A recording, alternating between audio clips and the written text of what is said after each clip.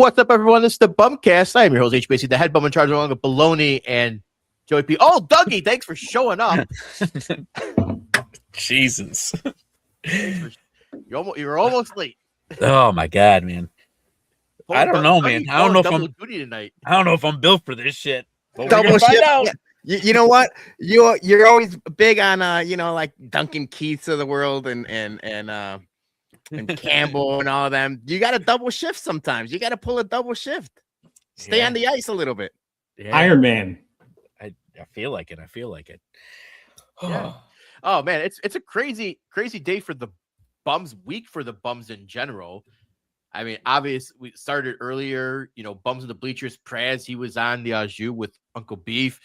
Dougie, you did your recap show with Bugman. Yeah.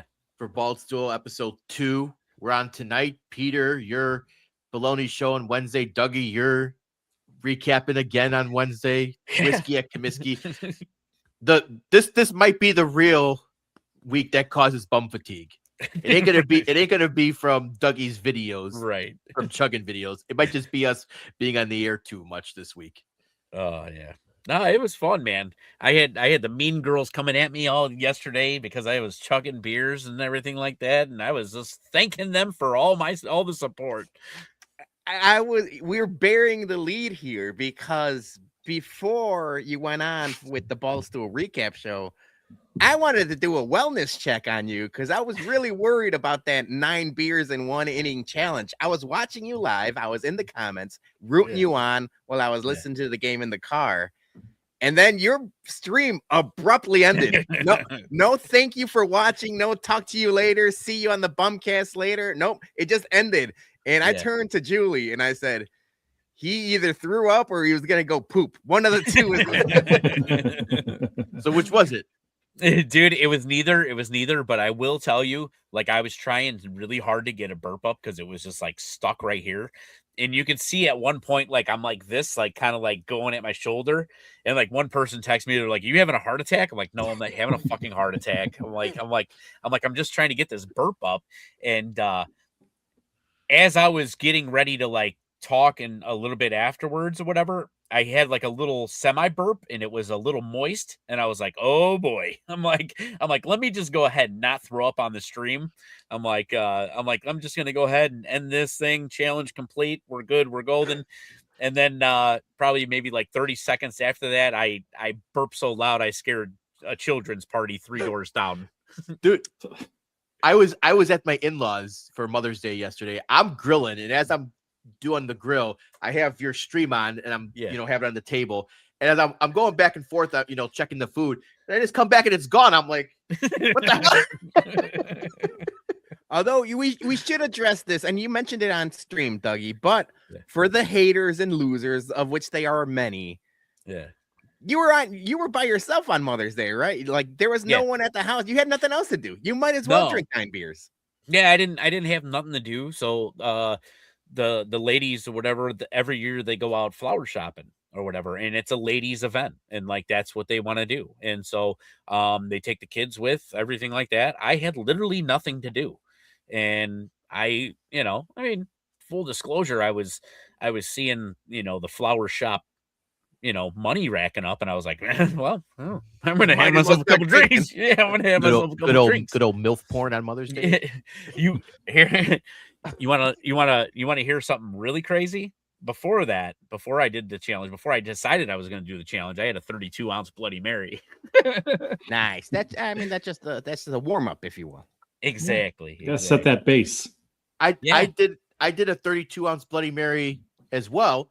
I had a Mother's Day walk, in Beverly, for it's the breast cancer walk with Little Company Mary. So we do that every year. Had to get up 6 a.m. I'm like, I need something. I grabbed the big, tumbler. I had a big ass, like jug tumbler. I did 3 batches of Bloody Marys in that thing. And I'm walking the breast cancer walk. Bloody Mary. You know what, Jay? I got to give you credit. That's a genius idea. My whole family, besides myself, You know them. They are all into the 5Ks, the 10Ks, the hikes, marathons, all kinds of stuff. And they're always going out and doing things together. And they invite me, and I said, no dice. If I'm along the way, maybe I should sign up for a couple of things. I like that. It was 6:30 in the morning. I'm down in my bar and I'm making Bloody Marys by the glass because I'm like, I gotta try to figure out the ratio for this, right? So I'm like, I don't want to just like free pour Bloody Mary, into the thing. So I'm like, I'm gonna build them one by one and dump them in. And yeah, I got 3 full pint-sized Bloody Marys in my tumbler. I'm ready to go. One for each mile. It was 3 miles. It was 3 miles. Yeah. I kind of fucked up because that was like my first like big walk of the year, and I didn't stretch. And I was like, oh, it's a walk. I got this. And then not realizing that I'm a fat, out of shape motherfucker. All right. Damn. After like the mile and a half, I was like, my calves are on fire. I should have stretched, maybe did some pregame walks to warm myself up for this. I'm pushing my niece's stroller uphill. You should have knocked out a couple rounds of volleyball ahead of time. The hand is okay now. Right. The wrist, the wrist is okay. Yeah, we're back to normal, but I'm still out of shape. So any other time, and this happened last week, and I would have done it this week, Jay, I would have made fun of you for, being #washed or whatever. But my banter for this week, my, like my weekend recap is something that Julie was going to tell. Julie asked me, are you going to tell this story? And I'm like, I have to. And it's not a proud story. Yes. Julie and I and my daughter went to an escape room. It was an escape room, and it's Batman themed. We've never done it before. I've never done an escape room. And since it was Julie, myself, and my daughter, who's 8, they're like, do you want to do the kids version or the adult version?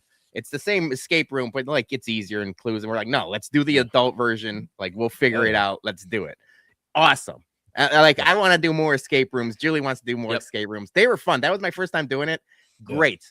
So this thing, like, we're fighting the Riddler and the Joker, trying to figure out puzzles and different things. There's this one part of like you're in Arkham jail and you're trying to escape, and there's some locks on like a locker, if you will, and you got to put in the combinations. I bend down to unlock one of the locks, and again, I always talk about my ankles being Dorito chips and my knees being the knees of 80-year-old. My knee just completely gives out. No, like straight out, like gives out from underneath me. I think I might be the only person ever in the history of getting hurt at an escape room.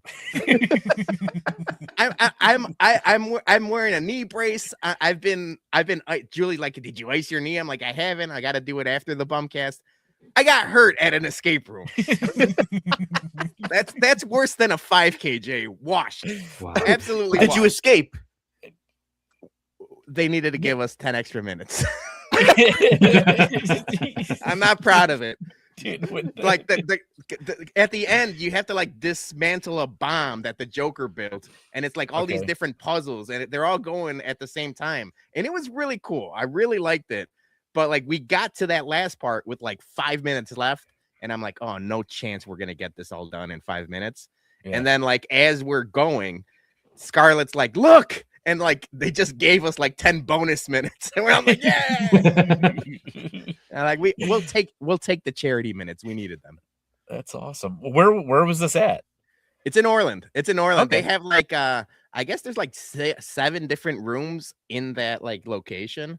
And they got like Scooby-Doo ones for the kids. They got this one. Another one has a Jurassic Park one. So Julie really wants to do that one. That's the one in Oakbrook. Yeah, we did it. One in Oakbrook. Yeah, it's awesome. Okay. So, yeah, it was a lot of fun, but now I blew out my knee. First time ever. Reconstruction surgery from an escape room. I don't know if that's true. It just gave out on me. Picking a lock, damn it.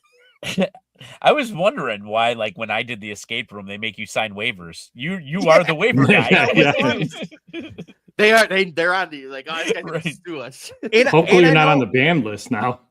You know what it was? It's such a fucking embarrassing, too, because I know they're watching, right? Oh, they got tons of cameras. Yeah, they got cameras everywhere to unlock boxes and like do the things, whatever they have to do. So I know they're watching. So I go bend down to feel the lock, and it just buckles underneath me, and I just like get back up. She's like, "What happened?" I'm like, "I didn't get it, but I didn't tell anybody that my knee." But I'm like, I gotta play hurt right now. I can't show anybody. Like, I couldn't be like Neymar rolling around on the floor at an escape room. I'm like, I gotta play hurt right now. I gotta play hurt. It wasn't until after the fact I was like, Julie, I'm so hurt. I can imagine that afterwards, like the employer's like, "Hey, look at this fucking dork who hurt himself." That's exactly. They were like afraid that they're he's gonna sue. They're like, just add 10 minutes to his time. Yeah. Oh man, a trap door opens up, and then you got like a Stone Cold Steve Austin like knee brace for you, Peter, so you can finish. Oh, that would have been awesome. I literally just asked you where it was at, not because I'm going to go, but because I'm going to try and bribe them for the video. So, all right. Another funny one last funny part about that. I've just watched too many movies and watched too many like cartoons and Star Wars and stuff like that. There's a part where like the answers to the puzzle are on the prisoner uniforms for Arkham Asylum. Okay. So it's like a Joker prisoner uniform, Harley Quinn, and all these, and they got numbers on them. So like you got to figure out what the numbers mean and everything else.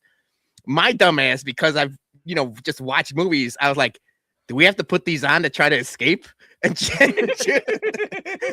Julie, like, how are they gonna fit us? I'm like, I don't know. Haven't you ever seen those movies? They always put on the suits to try to escape. Joey, how you doing? I'm doing great, hermanos. I'm coming off of, I had to do some traveling for work last week. So I was in Michigan, caught a Detroit Tigers versus Boston Red Sox. Red Sox. They won. But Saturday was a blast, man. We got to have some of the creme de la creme of the tequila world come and pay us their annual stop here in Chicagoland, in Bridgeport, of all places, right? For the second year in a row. Sabor y Cultura Chicago. So that was an amazing time. I know, Peter, you can jump in here. We got to try some very, very special select stuff that's not even released yet. And man, some of these are just straight bangers. And I'm still thinking about and salivating over some of them. I had to pour myself a little something, which I normally don't do on a school. Ooh, there we go. It was a great event. It's our second time to going. Jason, you were there last year. Really cool. That's literally the reason how we met our guys at Manuscrito, the guys that are doing our tailgates for this year. So it's a good networking event, but you just learn a lot and different things. And the thing that stood out to me is now we're all wrestling fans, and Joey, you got a good relationship with the people at Lost Lore. Lost Lore are doing a collaboration battle with FTR, one of the best tag teams of all time. Yes. Forever the Revival, or fuck the Revival, depending on who you ask. But we took a picture with the bottle. We asked, we're like, hey, can we take a picture with the bottle? We tried a little bit of the bottle, and then all of a sudden Arturo just like, hey, let me just text Dax the picture of the bottle. And he just starts texting him right away. And I'm like, this is amazing. So like, I think we're cool with the FTR now. Yeah, we are. They shared us. They reposted it. It was an amazing time. Shout out Arturo. So now I'm top guys now. Top guys out. Yeah, I'm bummed. I'm bummed. I had to back out. I woke up Saturday. I was not feeling good. I'm still kind of getting over, a little throat. Over the weekend, little nasal. It was not had a cough waking up. I was like, I don't want to do this. But it was also Mother's Day weekend, and I was like, you know what? I should probably spend time with my mom instead of drinking for 6 hours. Very good, MVB Jason. Right. I was like, I can't tell my mom I can't see her this weekend because I gotta go get drunk. Just they picked a bad weekend in my opinion. Last year they did it end of May. I think plus getting up at 6 a.m. to go do a breast cancer walk after drinking 6 hours. Plus, you guys went to Corks afterwards, I think, right? So, we met up with Uncle Beef and Praz. Yeah, I don't think doing the post game and then waking up early would have been good for my health on actual Mother's Day. So, all things considered, I'm bummed, but it's for the greater good. There's always next year. Next year. Hopefully not Mother's Day weekend next year. So yeah. I'm sure the 32-ounce Bloody Mary would have brought you back. Yeah, well, you would have to get me a push cart then. I probably would have to hop in a baby stroller to do those 3 miles, or I would have taken like a George Costanza shortcut, and it's like, oh, I'm done. Yeah. Call that cab. All right, I got one thing before we get to Sox talk, guys. Portillo's has a limited edition Italian beef. It's Italian Beef Heritage Month, if that's, can you believe it? But they have a new hot and cheesy beef for this month. And I want to know, are you guys fucking with the hot and cheesy beef, or are you keeping it old school dipped hot peppers mozzarella? I'll go ahead, Joey. I have thoughts. I am a aficionado of the cheddar and beef croissant, so I can mess with this. I was going to say something similar to that. For me, like I need it on that croissant, and I think that's what makes the whole thing. Mm-hmm. So they just need to make a foot long size croissant. I fuck with this.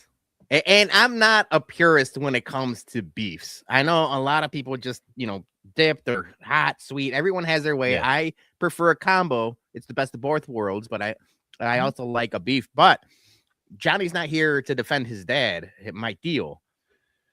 Absolutely crazy move. But until I had it, it was the truth. He orders his beefs with mozzarella and mustard. And I know. I saw both of your guys' head turn, and I was the same way. It's actually pretty good. It's actually very good. So I like these. I like trying new things with an Italian beef. I don't think it's so sacred that like you can't just keep it keep it simple, stupid. I like putting a little cheddar cheese. I like, maybe even a spicy. I'll throw in some hot Cheetos in there. Let's get weird with it. Yeah. So I think I'm gonna try this week. Okay. It's limited time. I don't think maybe end of the month. I think I have to double check at that. But I always get a beef and order cheese fries when I do Portillo's. And at the end, you have a little bit. Your fries are done. You have some cheese left over. You dip it in beef and you dip it in, and it works, right? Yep. So I think a little spice on the cheese. I think I'm gonna fuck with this. Now I guarantee you, I already know that what I'm seeing in the pictures isn't what I'm getting. Yeah. No. So, but I will have to try this and report back. If I can give you a slight suggestion on the way to play this, go no jardiniere, because you already got the best jardiniere possible sitting at home, a little JPG Graziano, hot, mild. So save their jardiniere because you already got the best. So dress it up with the best. I think that's a smart idea. JT said you see the beef body pillow. I hope he's talking about not talking about Uncle Beef. Oh man! But if there was, I guess they're doing a limited edition. I think it's already sold out, but they're doing it's a beef body pillow. Like, I don't know. All right, so we are running late. We appreciate everyone who's still going to stick around with us. We're going to talk some White Sox now, but before, we got to do our intro because all of our White Sox talk is fueled by TasteRealChicago.com. Stop in at Taste Real Chicago or JP Graziano's. Get yourself a beef kit, some muffaletta, some jardiniere, some seasoning, all the stuff that Dougie just mentioned, and some merch. Maybe you want to wear a nice little hat.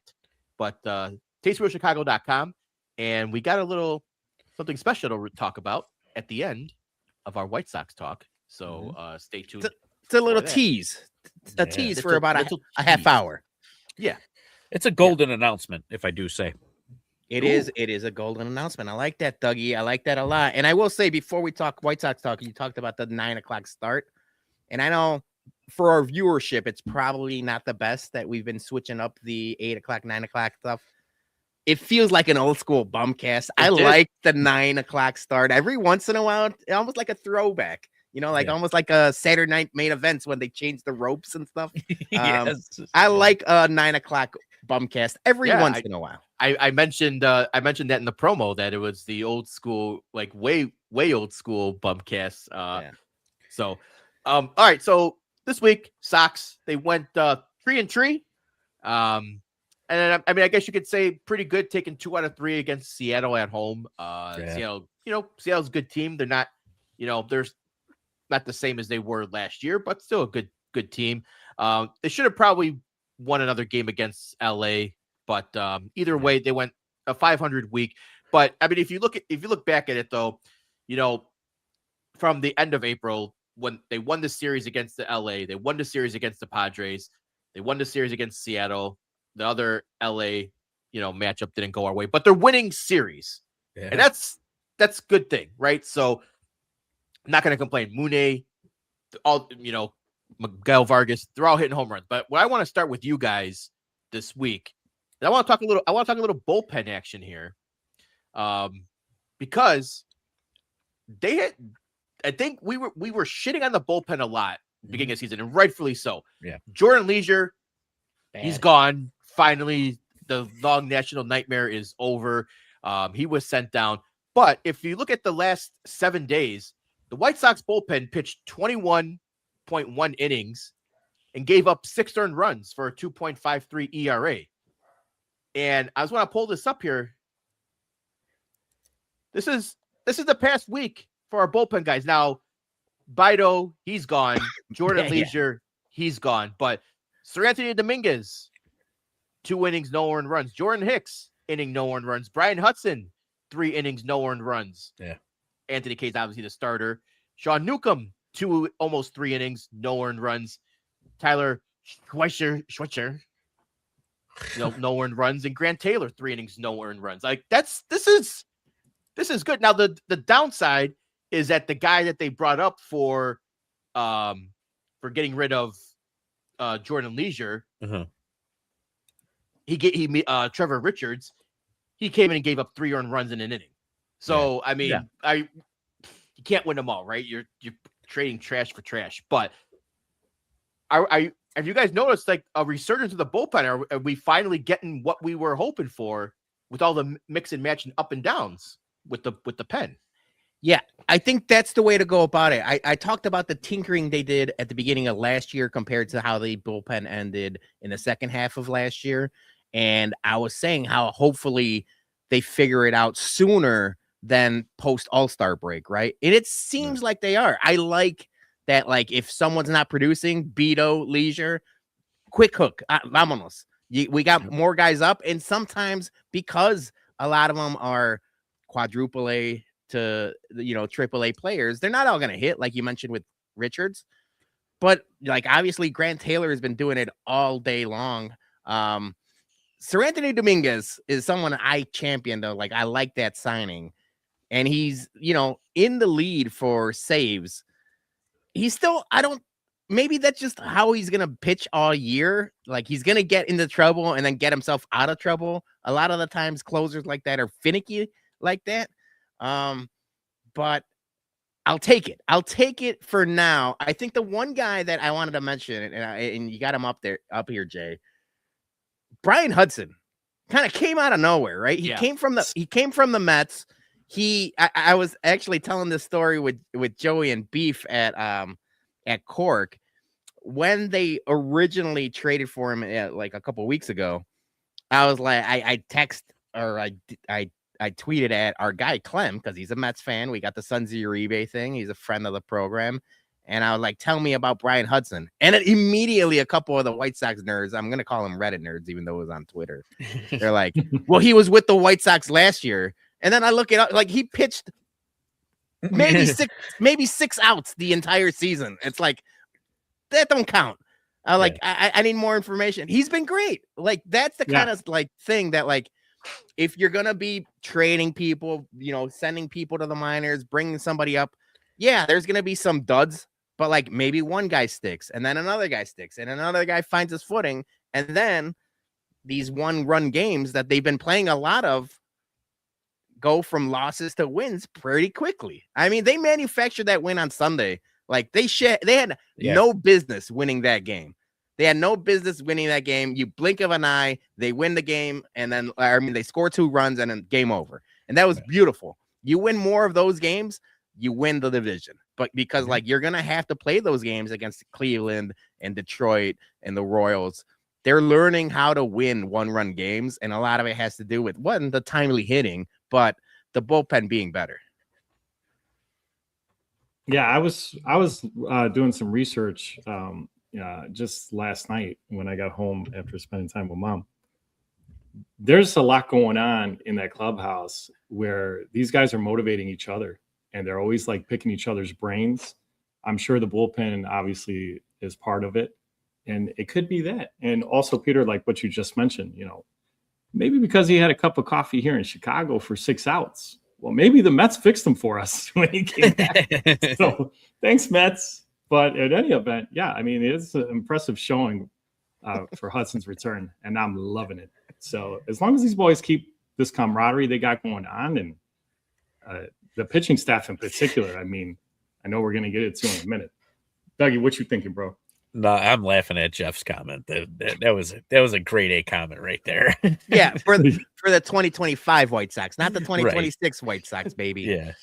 Yeah. No, dude, it's nice seeing it turn around. It seems like they're starting to kind of get, like earlier in the season, you were having either the pitching doing good and the hitting not showing up, or vice versa. It's good to see like that they're kind of like both getting on the same page a little bit here, and we're winning games. I mean, Seattle's no joke. They're no slouch. They're obviously not doing well this year because of, or as good as they should be, because Big Dumper, what a fall from grace he's having right now. I don't know what he did the rest of the game yesterday, but I believe he's on like a 0 for like 31 streak or some shit like that. I mean, you're talking about a guy that, MVP caliber type dude, and his fall from grace is kind of weird. Should be studied. Well, that the guys were talking about it on the Sunday Soak yesterday, but it's kind of one of the reasons why I don't want Mooney to do the home run derby. I mean, I know it's going to be good, but we saw Cal Raleigh did all that shit. Now he's in a fucking slump. I'm like, they say it fucks with your swing. I don't know how true it is, but it's kind of like one of the reasons I don't want him to do in the home run derby. Are you going on record saying no? I don't want him to do it. I mean, if he does it, I won't be like, fuck. I'm gonna be like, yeah, I want like our best player to be represented, and obviously it's gonna be good for Sox for media, but like if he comes out of that and then he has 10 home runs after the All-Star break, I'm gonna be like, fuck. Yeah. Joey? Dougie? I think I'm fine with him being in it because right now he's very excited. You could tell, obviously, right? Yeah. So if he wants an opportunity, just get it one and done, and that's it. And then that way it's off his bucket list, check that box, and then get back to more important things, which is leading this team to a World Series championship. Bingo. Yeah, I don't mind if he does, but I just hope that he's like one of those players. And the only guys that you ever really see like it not fuck up their swing is when they don't really mess with their swing. Those guys don't normally win the home run derby, which I'd be fine with. Get past a round. As long as he gets past a round and he doesn't like Mike Piazza that shit. I'm good with it. Yeah, I think his swing and just the way his like the pop, like it just made for a home run derby. And I think, I mean, we talked about it the year that Luis did it in Seattle. That was electric, and that might have been the last real electric moment the White Sox had since then, like from now until then. So I think it would be good for the White Sox. I think it would be good to show people that aren't living and breathing White Sox baseball.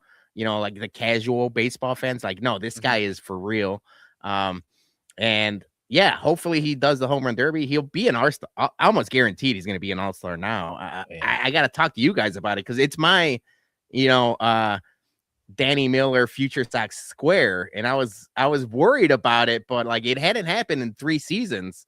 That my square is that the White Sox are going to have more than one all-star. We're not just going to get the sympathy all-star. And the way Vargas is playing, the way Colson is playing, the way Davis Martin is pitching, I mean, at this point, at least 2 all-stars, right? Are we? Where are you setting the over/under for all-star appearances? Whoa! Holy shit! Right now, look, Sox have the 4th best record in the AL right now, right? Yeah. Okay. Yeah. If the All-Star break was tomorrow, how many White Sox are you sending? Mune, Colson, Vargas, because those three alone have like more home runs than a lot of MLB teams. I saw that. As a cumulative, right? Davis Martin, and I'm probably throwing Grant Taylor in there. Yeah. Anthony Dominguez gives you the bubble guts, but he's up there in saves too. I probably wouldn't send him, but I feel like my square. I feel good about my square. There's a long time left, and I'm not. I haven't really tweeted it out because I don't want to like put it out there in the ether and stuff. But I feel good about my two player representation this year. Yeah, take the 1.5 easily. Take the over. I was going to say I agree with Jeff in the comments with the 2.5. 2.5 is solid. I think we can pull off 3. I think right now, I think Colston is the MVP of the team right now. Mm-hmm. The problem is shortstop in the AL is actually fucking stacked. Like like Mune and Vargas have a better shot of getting in as all-stars than Colson. Right. I think if White Sox Twitter is like the community they say they are, or we got to start vocalizing all of this. And I know Beef talked about it a little bit on the Au Jus. We got to start getting loud about these things. We got to start talking about Grant Taylor because, the general public, MLB TV or the MLB Network and ESPN and stuff like that, they forget about the White Sox very regularly. I mean, they forget about championships regularly. So the fact that Grant Taylor's having this year, we got to start vocalizing it. We got to let people know. Yeah. I'm saying I'm going meathead. I'm going 5. Let's stuff the ballot box. We're gonna get 5 is outrageous, dude. I mean, 5 is not super outrageous if we were like the Yankees. You know what I'm saying? Right. Like if we were the Yankees and those players were on the Yankees doing that type of stuff, yeah, you'd be like 5 all day. I know. I know like Vargas probably ain't gonna get it. Colson definitely should, and probably maybe not like Grant Taylor, or even Hudson, but maybe Chase Mydroth. He's leading the team in batting average. You never know. Slapdicks. Antonacci, another hot month from Antonacci. Get him there. Maybe. I will say though, Jay, 5 is crazy talk. But going back to what you said about the White Sox having the 4th best record in the AL right now, the AL stinks. The AL stinks out loud, and we're benefiting from it. I love it. I hope everybody stinks for the rest of the year. I don't think that's going to happen. I feel like a lot of these teams are going to figure it out. But I like that the White Sox are taking advantage. Like you mentioned, like they're beating. Not only are they winning series, they are beating teams that were supposed to be good teams this year. I mean, they the Padres series was good. The Mariners series was good. You can only play who's on your schedule. So it's like they're winning these series. That's good. Yeah. Fourth best in AL, 10th best overall in MLB. So you just show you how good the NL is at the moment. But if you guys want to really get nuts with it, Sox are in wild card position right now. Yeah. I mean, they got the second wild card spot as of right now. So what we got to do, Jay? Jay, you're the math guy of the group. Just start putting out magic numbers. Do the math and start putting out magic numbers. Let's get fucking real fucking meathead with it. Put that in the universe. What I want to know is there a chance that somehow like the AL Central is so bad that Beefloaf hits both of his bets? Like the White Sox lose amount of games but still win the Central? No. I don't think that's mathematically possible, but I would love it. Yeah. Or wait, did he have win the Central or did he have make the playoffs? I think he had make the playoffs, right? So just be a wild card. I saw him in the comments. Oh yeah, no, I thought it was to win the Central. Was it win the Central? I can't remember. Yeah. All right, but yeah. So bullpen 66 games wins the Central. That'd be awesome. I don't think it's print the shirts. But yeah, so I'm hoping right now, like the bullpen having like a a good week, by bullpen standards. The one thing before we move on to a little bit with some more pitching talk here. Do you think, okay, so we take out Beto, we take out, Leisure from this list. Is this going to be the core? Do you think they're going to keep on, going up and down? Or is this going to be, do you think they found the group now? Now, maybe we throw in Hagen Smith, as long relief, at maybe a month or so from now. But do you guys think that this is, that Chris gets and they finally found their bullpen? No, this thing is going to be a revolving door the rest of the year. Like you mentioned about this week being a good week for the bullpen. There's another month of history that they're a bad bullpen still. So it's like, they could have just had a good week, just like, sometimes the pitching has a good week and sometimes the batting has a good week. And like Dougie mentioned, it's eventually you want to put all of these things together and kind of make some noise. But no, I think like what you said, like Hagen Smith being possibly getting called up and getting some long relief, or because it doesn't seem like he's going to be a starter. Like it just, by all accounts and everyone that's way smarter than us, like it's just like he's not going deep enough to be a viable starter, but he could definitely help this bullpen. That's for sure. Yeah. And there's also a possibility, depending on how this next month goes, it's like, you might be trading some of these guys. Right. I do think the AL Central is bad enough that they're going to be in this one way or another, at least through like the middle of summer to, August, September. So now that's a question for you guys, because everyone's, ready to trade a bunch of different players on this team. There's still 2 games under 500 and, like there's still a shit ton of baseball left. But like I said, AL Central's they're not going to get any better. They're, You're about to make my nipples hard right now. No, I'm just gonna say. I know what you're just gonna say. What you're gonna say. I'm not saying they're gonna be buyers, but you don't necessarily have to be sellers. Like you just kind of stay the course, bring some guys up, and see what happens. So that was gonna be my question: Are they buyers, sellers, or neither? I think that they could potentially be buyers. When I was at that game Wednesday night in Detroit at Comerica, I'm surrounded by season ticket holders where we ended up getting our seats, and everybody was just freaking out about Skubal. And they're like, our season's done. We can't even hit the ball. Red Sox are just as bad, and look at them just playing all over the field on us tonight. So I don't think obviously Detroit is going to be much of a threat for us. If it's going to be anybody, it's going to be Cleveland. And even there, I don't think that they're going to be world beaters either. If anybody's got a chance, it's our Sox. And that's why, depending on how we are around that trade deadline, I would lean in the scale towards becoming a buyer. Okay.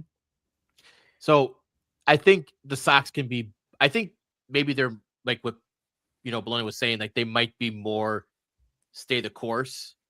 But I think there's probably one scenario where they become buyers, but a lot of it has to fall into place. Like, so Kyle Teal's starting the rehab assignment right now. Yep. And I think they want to see how this offense looks when Kyle Teal comes back and where he fits in, where everyone else, does he go into the 2? And then we got 3, 4, 5 with Murderers Row. Does he go, bat 6th or 7th? So I think that's, TBD on that. But, we saw how, center field, not kind of a need, right? Braden Montgomery, AAA, he's on the precipice of potentially being called up. And we're going to talk about him in the farm report in a couple minutes. But I think if the Sox, when they acclimate Teal back in, if they're hitting well and they are still at the top, near the top of the division wild card, that's one scenario. The second part of that scenario is there a team who needs infield help? Because the Sox do have a plethora of shortstop, second basemen, in the minors, low minors on the team itself right now. And if someone needs one, do they go for a proven center fielder? Do they go for another strong pitcher, and deal some of their younger, infield prospects? So I think there's a potentially could be buyers, but it'd have to be a lot of scenarios that just kind of all align together for them to actually be a buyer. I don't see a scenario where they're going to be a buyer. I think they're either going to be a holder or they're going to be a seller. I think you're gonna know here really soon once they start playing some of these division games. Once they start playing some of these division games, whether they're winning them or losing them, they're playing. I don't want to say that they're playing up, but they are kind of playing up right now to, some of these series that we weren't really expecting to win. I mean, if you look back after that first series and told us, hey, we'd be this many series wins in right now, none of us would, everybody would have bet the house on the under. So I think really it's going to come down to whether they can win the games that they should be winning. And now that they've proven that they could win these games against competitors, there's no reason why they shouldn't be beating the shit out of the Twins, sweeping the Twins, shit like that. Yeah, that's the real last litmus test for this team, right? Like, they've been bad against the division. I'm spitting. They've been bad for like the last 3 years, so bad against them. But yeah, they should be, competitive against the Tigers and Cleveland, and they should be beating the Royals and Twins on a regular basis. That'll be interesting. And yeah, that's the last real test to see like how far this team could go. Not necessarily this year, but just like in general, is like see their gumption, if you will. Yeah. The one thing I don't want to see them do is trade Davis Martin. I mean, he's been an absolute stud. In baseball right now, he's the second lowest ERA, 1.62. The guy just keeps shoving, going deep into games. Looks like he'll probably, at this rate, make the All-Star team. And then there was the debate last week where it was Chuck Garfien versus Sylvie, about trading, should you trade for Davis Martin? I'm in the hold. I'm just asking, I'm kind of curious from you guys, do you think this is real deal, or is this flash in the pan and we're going to get, back into a pumpkin next second half or, next season? So I think the back into the pumpkin thing is kind of not realistic. I never really hated Davis Martin. I didn't he was never bad. Like he had bad starts and he's had some injuries, but there's been flashes of the dart every year that he's pitched. He's had good games every time. He hasn't put it all together, and maybe some people put it all together later. And like you mentioned, it's a little bit of experience. It's a little bit of luck. It's a little bit of like them finding their way, and now he's got health on his side. I'm not necessarily. I think he should be here to stay. He's the longest tenured White Sox. Like, you need some sort of stability, some sort of leadership. It sounds like everyone gets along with him. Like, he's just like one of those guys. So no, I there's no reason to, like, I don't want this to be, another Sale, Crochet, Rodon kind of deal. Right. You need someone. And I'm not saying he's as good as those people. I'm not saying that. But you need someone to anchor that rotation. It looks like right now you got Schultz and he's going to have some ups and downs just because he's a rookie. We've seen it. Yeah, I honestly think that Davis Martin's going to stay here because, Jay, you just hit the nail right on the head. He is the anchor right now. And not only that, I mean, yes, the farm system is kind of light on arms right now. Could you flip him for maybe 2 or 3 future Davis Martins? I don't know. Road Dog just a moment ago just perfectly stated in the comments, we got the lockout coming. So you never know with this kind of stuff, but no, I'm hoping he stays. Yeah. All right. That shorter talk on Sox. But we're gonna talk some Sox Cubs here in a couple minutes with some stuff. I don't want to spoil too much, but before we get to that,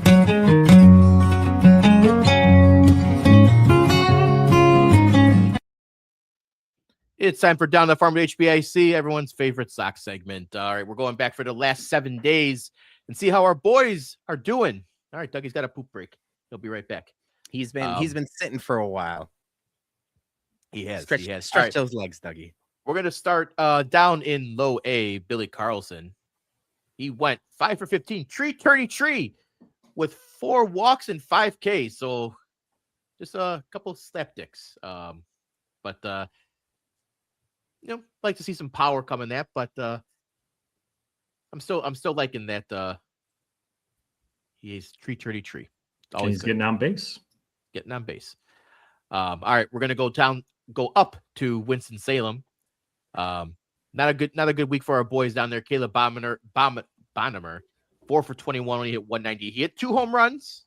There were 2 solo shots, 4 walks, but he struck out 12 times. And the strikeouts are still an issue with Caleb. They need to work on his chase rate on that, because I think it was like 8 or 9 last week, and now another 12. He's got a lot of strikeouts for the year. He's at 49 strikeouts on the season already. Jesus. This is not a actual baseball thought. Mm-hmm. But we see what Caleb Williams doing. There's rumors with the Bulls we're going to talk about a little later. There's a possibility of them getting a Caleb on the Bulls that's going to be very, very good. Woo-hoo. I need this guy to be very, very good just so we can have a litany. I want to corner the market on superstar Calebs. So he's got to figure it out. Yep. Full disclosure, my computer glitched a little bit, and I came back, and I thought this was I looked briefly. I thought it was a pitching line, and I was like, oh, shit, 12 strikeouts. Fuck yeah. Nope. Kobe Shelton, another stud. He went 4 for 19, 211, 1 home run, 6 RBIs, 2 doubles, and did draw 6 walks though. Okay. So due to he's not hitting them, but he's getting on base. So that's all you can ask. I would imagine, probably, one of these guys gets promoted by the end of the month, but we shall see. All right, up to Birmingham. He's back into a pumpkin. Not Davis Martin. It's Christian Opor. He went 3 innings, 5 earned runs, man. The 15 earned run average, 7 walks to only 1K. He is. I don't think we're going to be seeing him. I was going to ask you, at what point do we just stop talking about? Yeah, this I think at this point we're going to have to, until Caleb and Colby go up to Birmingham. I think we got to eliminate Birmingham from shorten the segment from the farm report, because team's not is not Project Birmingham right now. But let's go up to Charlotte. So newly promoted Brady Montgomery. How do you think you guys did? Good or bad first week? That's a good question. I haven't seen anything about it. Half chub. Good. Going half chub. All right, Braden. He went 7 for 24, 292, 2 RBIs, 2 doubles. He did strike out 8 times, but nearly 300 first week in Charlotte. So, Dougie, I think we'll give it the half chub. Mid. The 8 Ks is not good by any means, but we'll take that for the first week for our potential new golden child. We're getting a hashtag promote. Yeah, we might be. Yeah, I'm okay with that. You get that first week, new surroundings, new house to live in, or new housing, new car. All that stuff factors in, So I'm good with that. Yeah. Hopefully not a big drop off next week. All right, on the pitching side here, like I mentioned, all of the big names are hurt. Shane Smith is hurt. Kenny McDougal is hurt. Winkleman Gonzalez is hurt.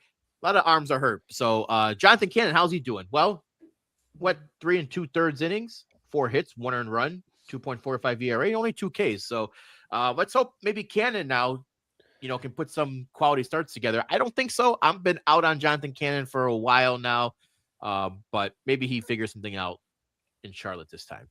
Yeah, unless he throws like a no-hitter or something, I think that's another guy that we could not worry about until he really makes some noise.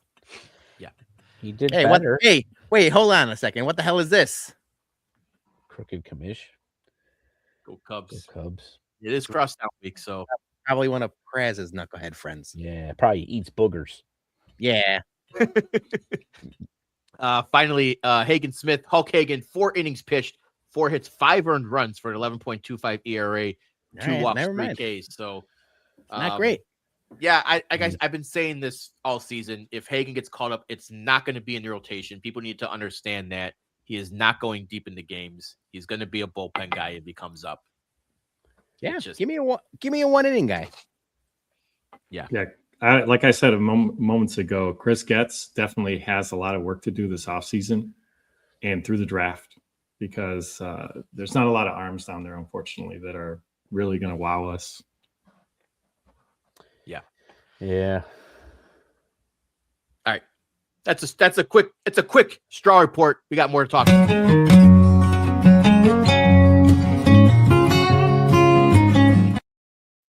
All right. Peter, it's Sox Cubs week, and you wanted to do something? Fire up the sirens. Bad boys, what you want, what you want, what you gonna do? All right. We're going to tweet police. We got Sox versus Cubs. There is some heckery going afoot. There Take it is away. some skullduggery afoot. There's some nonsense. There's some bullshit, if you will. And it all started off before Sox Cubs week. But it was at a White Sox game. We had some knucklehead fans dressed in Cubs gear fighting in the bleachers. I got this tweet. The original video was from DJ Yanni. But it says going to a White Sox game in a Cubs shirt and starting a fight with when the Cubs are not even playing is weird behavior. Please don't do this, Cubs fans. It seems fairly.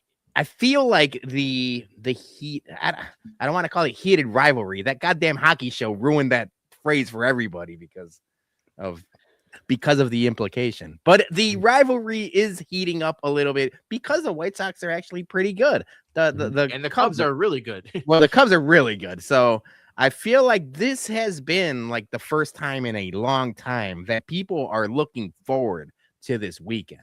And like there's going to be a good amount of Cub fans, at Sox Park. And there's been a lot of talk about like what to do when you're an opposing fan and different things like that. So our guy Dougie, we met him when we were at Barstool Chicago. Yeah. Burns, brand new hire, young kid doing the Barstool Chicago thing. He went to a White Sox game last year. He is a noted Cubs fan. Like he's one of those like there's nothing better than a Friday game. Like he's one of these like 120. like just like 120 everything. But he wore a Sox hoodie to a White Sox game. So he's opposite of the boneheads over there. And now he's getting a lot of shit from his own. I mean, White Sox Dave, Chief, and Eddie kind of leaned into him today. Yeah. So my question to you guys is, and I know Matt Crawford's talked about it a bunch, and Prez has mentioned, like when he comes to Sox Park, if you're going to Wrigley, what are you wearing? What are you doing? Like, do you have any sort of like guidelines? I'm not going to wear a Sox jersey if the Sox aren't playing. Right. That's the first thing. Yeah. I'll tell you, this is the guide, and this is my go-to. If you go to Wrigley, wear yourself your Blackhawk stuff or your Bear stuff so they know that you're rooting for Chicago, but might not necessarily root for the Chicago team you're witnessing on the field. Yeah, that's a smart move, Dougie. Traditionally, I'm putting on a concert tee because I've seen concerts there. So I'll just put on a favorite music. I never even thought of that. I got a Foo Fighters Wrigley tee. I didn't even think of that. I keep saying, so my mother-in-law, Julie's mom, is a diehard Cubs fan. Like we talk baseball a good amount, like both sides of town. And we've got the bums in the bleachers, and I've told Prez, like, I would like to go to a Wrigley game sometime this summer. I've been telling him for 2 years that we're going to games. Likewise. But I'm definitely not going to be wearing White Sox gear. Like, and I'm not saying I'm going to do this, but like, would I be able to get away with wearing like Bums in the Bleachers gear, considering they're our, like sister podcast, even though it's like Cubs colors, but not Cubs merchandise? It's the brand of the brand. So like, look at this shirt. We haven't put these on sale. This was just a mock-up, but we probably should put these upstairs. It's got the Budweiser logo on there and stuff. But like, I'm not saying I would. So like, I don't want the hive mind to come after me, but can I get away with wearing this shirt at a Wrigley game? Yes. You say yes? I say yes. No. Yeah, I'm not sure. I honestly, I do like the shirt. I don't know if I can. And it's our shirts, it's like we own the shirts. Right. But I don't think I can. So here's my stance on this whole thing. Like, if your team's not playing, so like this dude that wore, Cubs jersey, Cubs hat, all that shit or whatever, and the Cubs weren't playing and he wears that to the White Sox, obviously you're looking for problems, right? What I do find very casually okay is like, if like a Cubs fan comes and they wear a Cubs hat, don't wear the whole fucking outfit, everything like that. If you wear your team's lid, it's like it's a respect thing. Like, hey, I'm here to watch some baseball. That's it. When you come in the whole gear, that's when I think you cross the line, Ooh, showing up. But right. Yeah. Well, woo, that motherfucker's got wooden teeth. Nobody gives a shit, like he can do whatever he wants. But I think a hat is okay. The hat's okay. I don't even think a hat's okay. So I do plan on going to a game this year. I think I'm going to wear a JP Graziano's hat. Like, I'll just wear the JP Graziano's hat. I'll wear like normal, a Bears polo or even just like a flannel or whatever. Right. But it's been an interesting conversation the last, couple of days. But yeah, it's just like, we're going to get, and we're going to see some fights this weekend. That's a guarantee. Yeah, we are. Oh, yeah, we are. The ding ding ding is getting ready because both teams Cubs are really good. They're gonna be talking trash, right? Sox fans, we thought, we went into the season with tempered expectations. Now we're kind of like, hey, we're pretty good, right? We're fun bad. We got the best home run hitter in baseball right now, right? So we're kind of maybe puffing our chest a little bit. There's gonna be some fights. So maybe just use better judgment. Don't everybody be cool. Bitch, be cool. Be cool, honey bunny. Just be cool, man. So that was the tweet police. I just kind of wanted to gauge your guys' like thoughts on, wearing other colors to different stadiums and stuff like that. Yeah. No, I think that's a good call out. I mean, yeah. Wear whatever you want this weekend, but after that, yeah. Go back to Bears and Blackhawks stuff. Yeah. Yep. All right. We teased this. Dougie said it, he hit the word on, we got a little promo for you guys here. It's Sox Cubs weekend, but it's also Memorial Day is coming up, right? So what do you need? You need the best giardiniera, muffaletta. You need some beef kits. You need some of the seasonings. And we did it beginning of the season for the Sox Brewers. We're running it back this weekend. Sox Cubs. TasteRealChicago.com. Promo code BUMS. 15% off your order. So we appreciate everyone who ordered last time. But hopefully you used it all up already. Maybe you need a re-up already. Yep. So we're gonna get a discount. But wait, there's more. we're sweetening the deal. You got me. Thank you. We're gonna add a little something to this month's sales contest, to quote Alec Baldwin. We're gonna do a little raffle, and you place an order, screenshot us your items. You're gonna be thrown into a raffle for this lovely bottle, Blanton's Gold. Ooh, and it's not just gold, any baby. Blanton's Gold. This, my friends, is a Benny store pick. Single barrel. Should we do a little unboxing here? Let's do it. Let's do a little. Show everybody the nice packaging. You get this nice little black suede velvet. Maybe I think it's suede. Yeah, bag. crushed velvet. Yeah. And There. Beautiful. This is the barrel select. This is the Binny's pick. They don't do the stickers anymore, guys. I'm a little disappointed that they don't do the stickers. But there it is. There it is. Put it on the tag. Oh, they put it on the tag. Okay. Yeah, there it is. Binny. It's a Binny's barrel select. Bland's Gold is hard enough to get as it is. A single barrel Bland's Gold is even more rare. So every item gets you 1 entry into the raffle.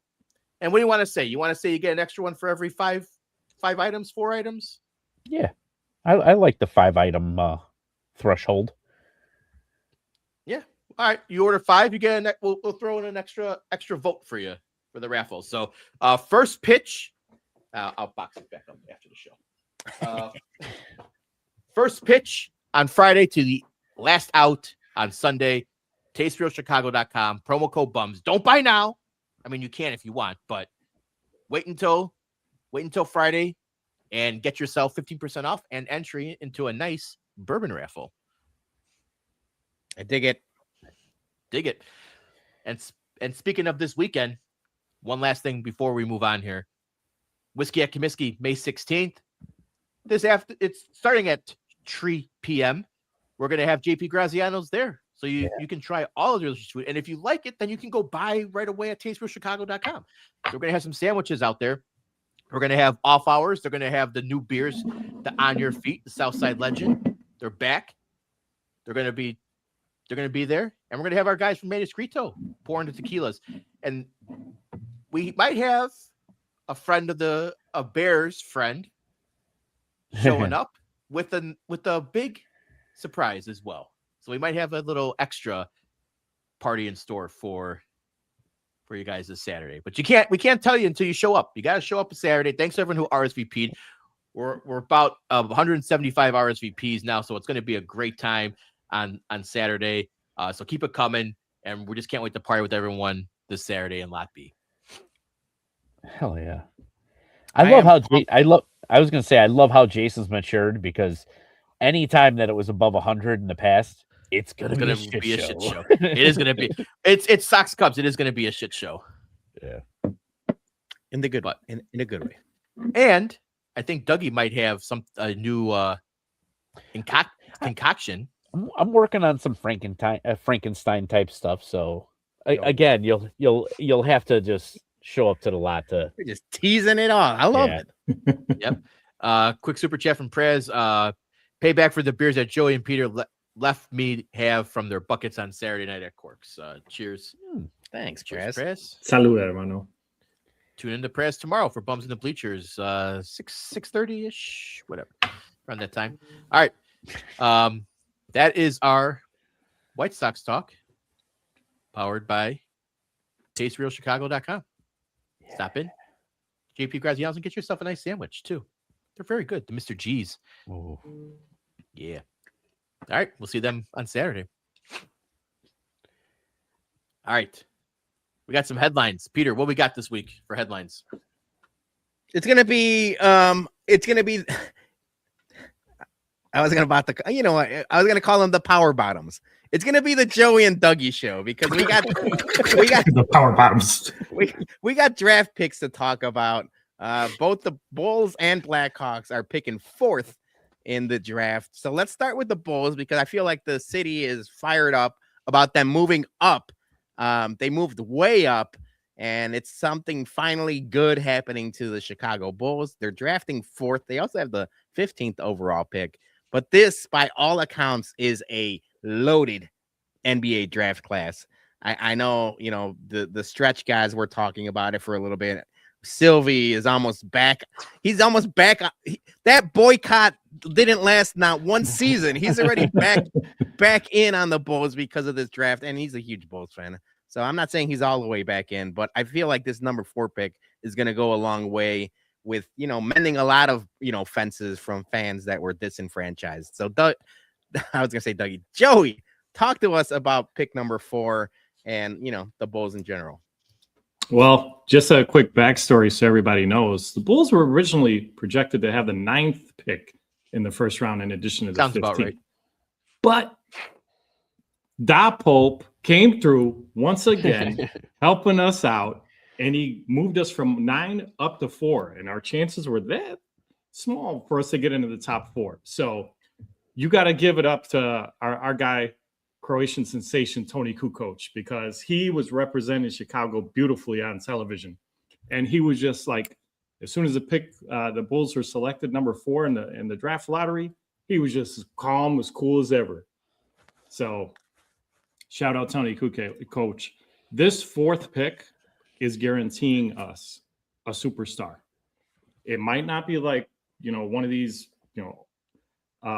cornerstone superstars, but it's a superstar that the Bulls have not been able to select in, I don't know, since the Derrick Rose era, dare I say. I would probably put it, if I had to put a comp, maybe a Jimmy Butler level superstar, and that's a big deal. So the couple of guys that we're looking at right now that could fall to us at 4 are Carlos Boozer's son, Cam Boozer. He's won basically any tournament he's been in since he was 15 years old. So he's definitely somebody who you can build a team around. And if he happens to go right before, then Hermano Peter, you mentioned earlier in the show, we might have room for another Caleb in this town. If we get Caleb Wilson, he's the best athletic big in this draft class. And if you look at any of his highlights, he's basically like Giannis. So that's a great comp to go after. So you got Modis already. You already got Josh Giddey. Now you're going to add this 3rd piece. The 5th, Peter, you just said it too. This is supposed to be a really deep draft. So they can get another potential starter with this 15th pick in the 1st round. Bryson Graham did a great job. We failed to mention he did a great job in his introductory press conference last week, Wednesday. I liked what he has to say. He comes with a lot of experience in drafting a lot of winners wherever he's been, and player development on top of it. But he's got to back it up, because Michael Reinsdorf, we're all counting on you to give him exactly what you said in that press conference. No restrictions. So let's make it happen. Excited. Maybe the Bulls can take 15 and all 17 of their 2nd round draft picks and move up a few spots. I've seen that. I've seen somebody talk about being able to move up. Hopefully, top 10 is like where you really want to be at. But even if they move up to the 10th pick with all of the surplus of picks they have, in future drafts and even this draft, that would be a cool possibility. Yeah, I think it's just good. It's good to finally have some good news, on, I was going to say, both United Center teams. Yeah. All right, what's next? It's the same. We're thumbs down. It's the same thing. The Bulls moved up, Hawks moved down. I mean, the Hawks had the 2nd worst record in NHL last season, and they got bamboozled, in my opinion. How many times do you expect them stupid Hawks Toronto maple sucking leaves, greasy Canadians moved their way up and totally ruined. I told Dougie and Joey, I'm like, I don't even want the 4th pick and trade it away. I said 2 weeks ago that if they weren't going to get picks 1 or 2, that they should really consider doing that. And a lot of reports have come out and said that they are shopping it around. There is a short list of guys that I would like to see them move that for. There are a couple guys that are unhappy in their current systems. Brady Tkachuk is one of them from Ottawa. He's not happy in a certain situation right now. Robinson from Dallas, he's looking for a big contract, and Dallas does not have the cap space nor the money to do so.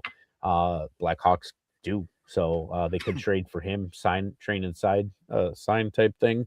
There are a few other guys too, obviously, who wouldn't want Connor McDavid, but it's gonna take a lot to move the needle on trading the 4th pick. But it's interesting to hear that they're open to it. So I'm okay with that. But yes, it was a little. I think it was more disheartening to watch San Jose slip into that spot ahead of us more than anything at 2. So that kind of sucked. But yeah, so whereas Bulls fans are like super jacked about pick number 4, this was a disappointment because we knew going into this the worst that we could have was 4, so we got the worst that we possibly could. Yeah, I think according to some of like the mocks, and correct me if I'm wrong, but wouldn't the best player at 4 available be a defenseman, which we don't really need? Yeah, it's going to be a mix between the two. You kind of do because Levshinov's a bust. I just cannot wait until June hits and I get to watch the glorious pain of you and your men's national team. Yeah, look, I got my World Cup mug today. That's about as close as you're going to get to one, pal. Yeah, I think if at 4, if the best player available is defenseman, it's try to move that pick at all costs. Yeah, I mean, obviously they don't necessarily have to take the best man available, you know. I mean, yeah, you know, I mean, honestly, you know, I don't know. It kind of threw me for a loop, man. I really when we didn't get 1, I was like, that's okay. You know, we've got like the second best odds to get 2, and then when 2 didn't come, you already knew that Vancouver was guaranteed at least 3, and we were 4. So it sucked. As soon as San Jose moved into that slot, it was just death. Yep. All right, that's all the headlines we got, right, Peter? That's all we got for today. All right, let's get a nice little merchy ad for the boys here. ShySportsBums.BigCartel.com is the home for all Chicago Sports Bums merch. We have Bears, Hawks, socks, and Bums merch available. Anything you need to get ready for a big game or a Chicago Sports Bums event. Remember, all profits go directly back into our Whiskey at Comiskey tailgates to keep the beer and food free for everyone.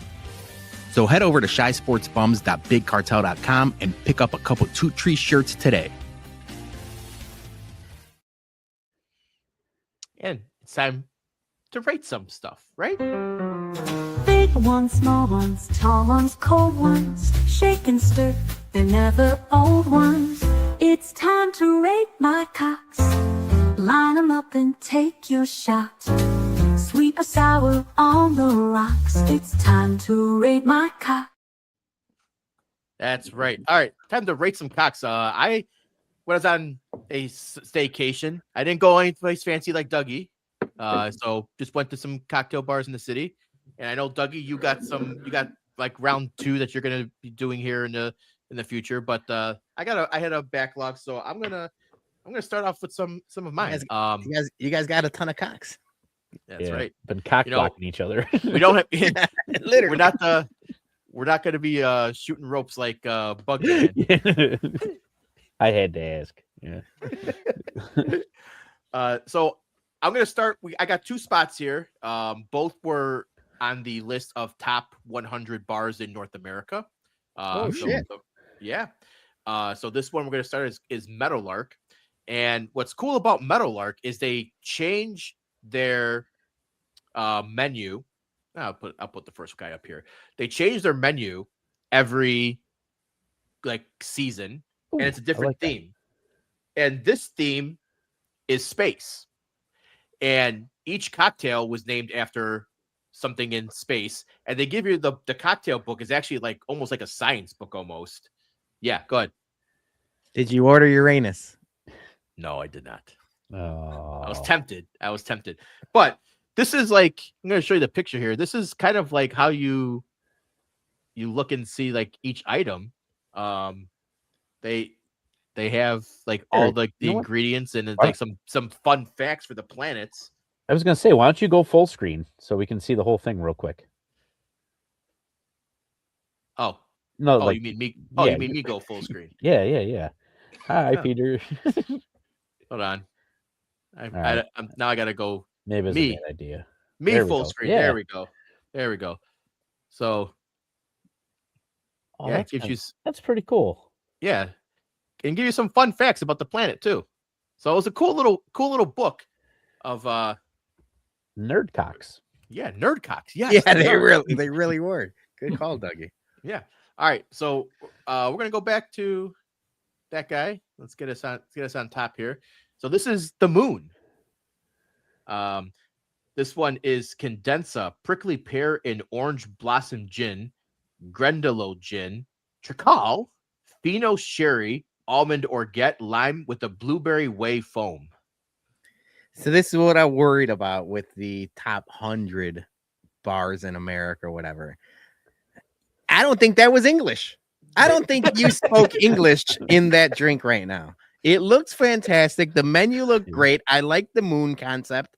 Very similar to Omega watches and Swatch watch. I have a Moon Swatch. I'm not wearing it now, but I'm a big fan of all that stuff. Landon's got like this cool projector. His nightlight is like 30 different things in the Milky Way galaxy. It could be planets, it could be constellations, it could be. So I like all of this. I like it. I did not understand anything that's in this drink except for it looks like Jell-O pudding. It's basically a mixture of gins, sherry, lime, and. But why does it look thick up there? Because it's got a blueberry whey foam. Oh, it's a blueberry foam. See, that's how I don't know, man. I feel like this is just too much for me. I'm going quarter chub. All right. That foam is going to be a mess in my mustache, but I'm going 3/4. 3/4. Yeah, the foam is what's got me right now. I'll say half. Half. 3/4. Okay. This one, it was right with Dougie. It was 3/4. It was a very good start. I didn't know what Trical was. I had to look that up. Don't ask me what it was because I forgot. I have to relook it up. So you ask me right now. But you have to like blueberry. And I think the blueberry was a tad over. I wish it was a little more like subtle. Okay. But it was a good. The mixture with the gin was very good. The blueberry and the earthiness of the gin went very well together. Nice. All right. So this was Sarah's drink. This was Mercury. It was vodka, mizu lemongrass shochu, saffron, strawberry sweet and sour, amaro, and a Thai chili sesame oil. Now, cancel me if you must, but this sounds very Asian. Thai chili, yeah. Between that and the sweet and sour and everything else, even the lemongrass that you talked about seemed, I don't know. That just seems like a lot of things that might not marry well together. I mean, it all does because it's like a top 100 bar, so they know what they're doing. But it just sounds, again, too much for me. So, no chub. I'm going full chub. I was very piqued with my interest. I am a Thai chili fiend. Like that is my go-to wing. I introduced you guys to the dipping sauce with the nuggets on that stream when the nuggets were fucking toasted. Yeah, Thai chili is my jam. So full chub. The ingredients sound pretty interesting and tempting. So on this one, I'm going 3/4. Yeah, I really like this was Sarah's first drink. I really like this one. She was mid on it. I don't think she liked the sesame oil on it or the lemongrass sochu. But this one for me was a nice full on this one. But yeah, this you have to like the Asian flavors to really appreciate this drink. Okay. All right. Next up, we got. Hold on a second here. This is the Ceres, CERES. These are not all named after planets. These sometimes are asteroids and stuff. All space objects. Okay. So this is Sazerac Rye with a Rancio Sec, Maraschino liqueur, Cappelletti Apologio Hay, Songchi May Amaro, bitters with a vanilla cinnamon foam. I can't even say some of these ingredients. Full chub only because of the Sazerac Rye and the what did you say, maraschino cherries? It's the Luxardo maraschino cherry. It's cherry liqueur, basically. Yeah, I like the sound of all of that. So yeah, this is the first one. It might sound like a adult version of like a Shirley Temple, if you will, but I'm all in for that. So sign me up for that. I'm gonna go 3/4, and the only reason why it's not a full chub and a 3/4 chub is because I'm wondering how the cinnamon is gonna act with the rye. You might have a little bit too much, like Too much kind of like spice. the spice, not heat spice, but like you know what I'm saying, pepper Baking and spice. yeah, right. Yeah, I think Jay, on this one, I need to visit an ER for enjoying it for over 4 hours. I'm going full chub on this one. It's calling a doctor. So one thing I forgot to mention too, in the book, they tell you what the APV is for each cocktail. So the Moon was 16%, Mercury was 21%, Cersei's is 25% ABV. Oh, that's right on my wheelhouse, baby. So yeah, this one was full chub as well. I think this was my favorite for Sarah's drinks. Yeah, she was like iffy on it. But this one was really good for me. I really liked it. I took a sip. I gotta try everything, right? No, I know. Healthy sip. It's just funny how you just said that. You're like, yeah, Sarah didn't like it, but it was good for me. Sounds like something else. No, just kidding. Just kidding. Could be anything. Could have been anything. All right, next up. I probably should have zoomed in a little more on my picture. I was not. We'll save the constructive criticism for after the show. Yeah, I gotta zoom in a little bit. This is the Phobos and Deimos, named after another asteroid. Okay. 20% ABV. This is Amaro Nonino, Lillet Rose, Green Chartreuse, Rhubarb infused Charanda, toasted coconut lime with the Siete Mysterios Mezcal. Oh, this is Joey P to a T, man. Between the chartreuse and the mezcal, like that, this guy is like, I would check the table. He's got a hole in the table right now. Joey, speak to me. Gosh. Joey, lead. This is I'm lost for words on this one. This sounds like a perfect marriage. I'll say that. Full chub. Go ahead, Peter. Yeah, so I've never had. I've talked to you guys. I don't know, maybe separately, but I think Sandy and Joey know. I've never had chartreuse. I don't know what it tastes like. I know you guys go crazy for it, but I don't know what that is. But we were just at the Sabor en Cultura event, and although I'm not big on mezcal, Siete Misterios Mezcal is probably my favorite, only because it's like the first one that I could like tolerate and drink regularly. So I'm all in. I like the sound of everything, and the coconut, like that sounds great. So full chub. Yeah, I was just gonna say, I think the smokiness of the mezcal with the coconut would really hit. So I'm going full chub as well. This was my favorite drink at Meadowlark. I would have smashed like 4 more of these things. Yeah. It was the best thing. Awesome. This is obviously like a really elevated place, right? You're talking about like the best of the world, but with all the ingredients between Joey and you and everything, you could probably, can you recreate this? Like kind of, or not really? The only one that would be hard to do would be the rhubarb infused Charanda. Because I don't know how they exactly cook that. All right, just substitute that with some Smucker's jelly. There you go. Yeah. Mm-hmm. They also have toasted coconut lime, so we have get in the kitchen on that one too. But but 4 out of the 6 ingredients can be easily replicated. Okay, so what are we looking at? Like $20? Yeah, they were they actually have the prices on 18. They're all like, so they vary between like 13 and 16. This one itself was $18. Okay. How much was the boozy ass one, the 25% one? Because that's the one I'd be drinking all night. I'm getting my money's worth. That was only $13. Yeah, see, $13 for bargain.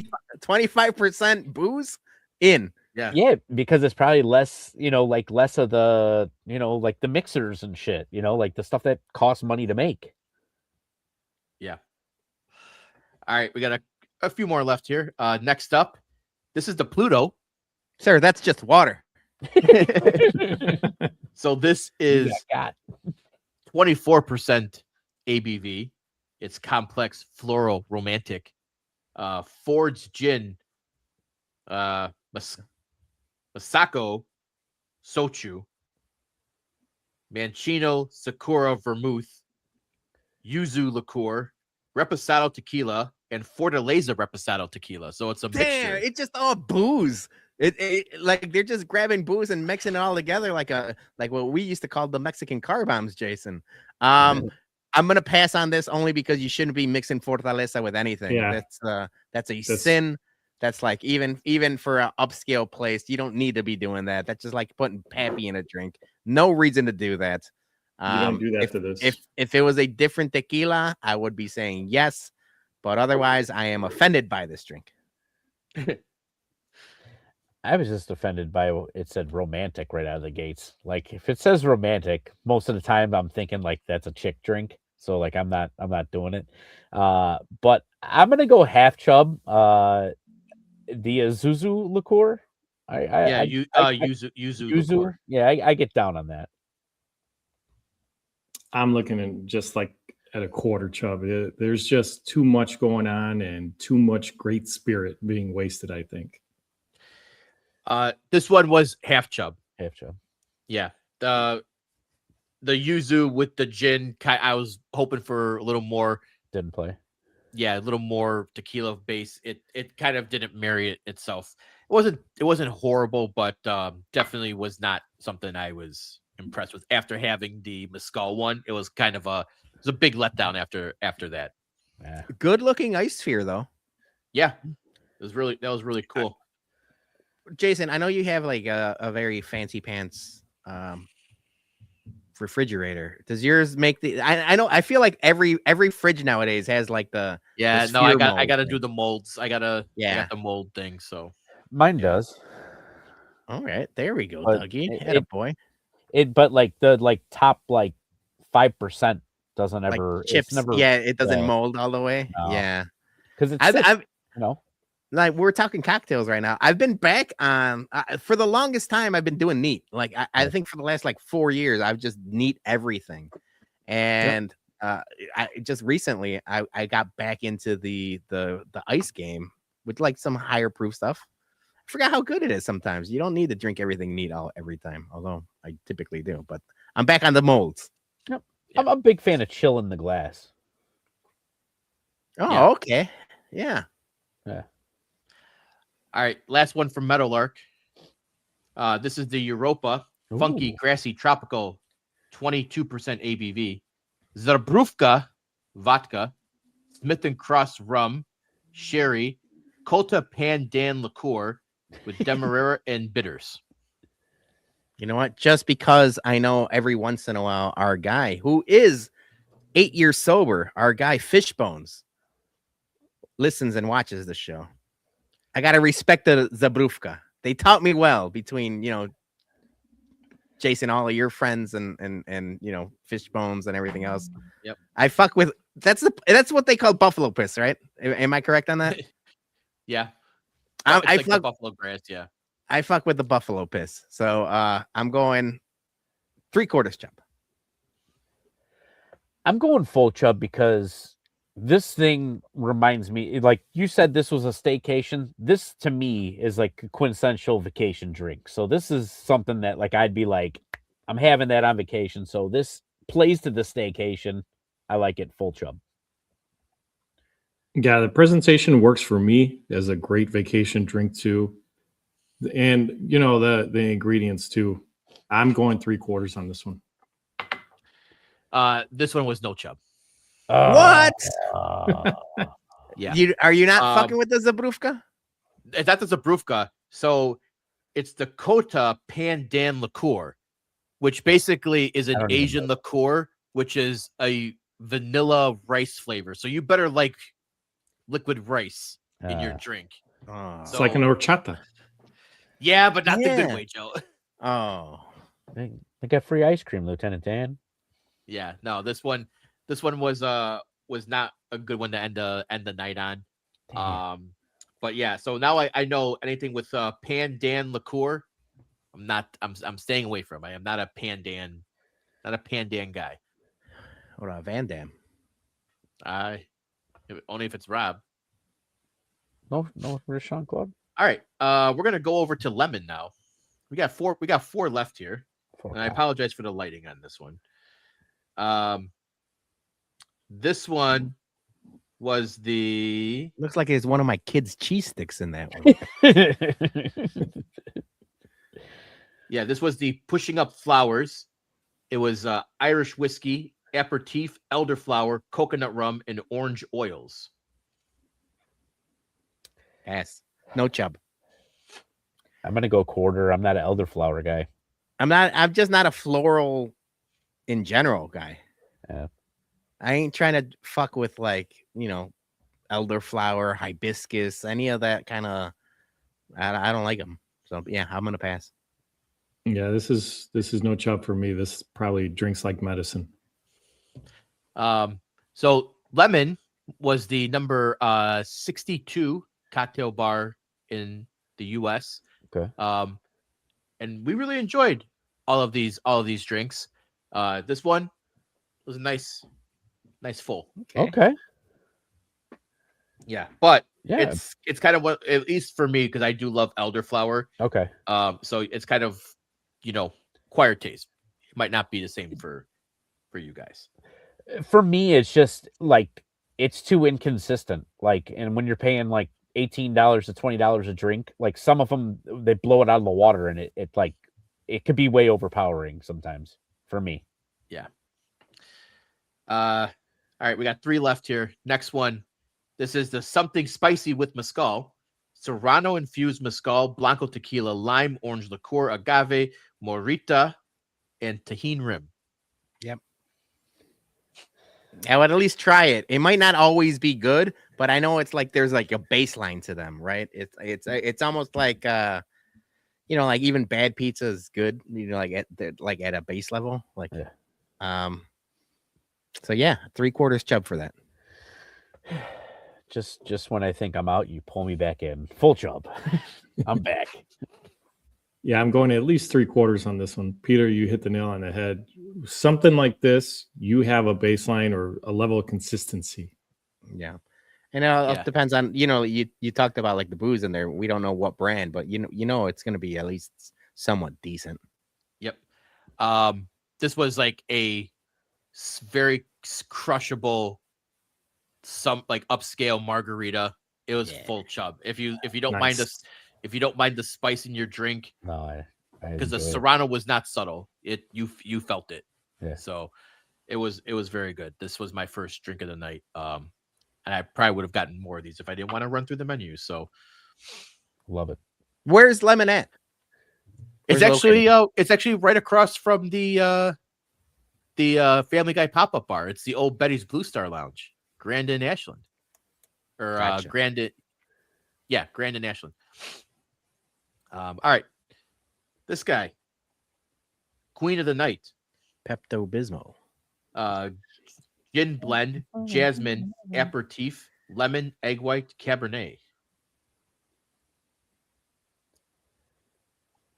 I don't mess with the egg whites, and I don't mess with wine all that much. I'm gonna pass. No chub. Full chub. I do fuck with the egg whites. I do like the egg wash. And I'm a big whiskey, New York sour guy. So I'd fuck with this. Full chub. Yeah, I go 3/4 on this Pink Panther. They'll bring the Panther out in me probably. Yeah, so 3/4. Sex Panther. Yeah, 3/4.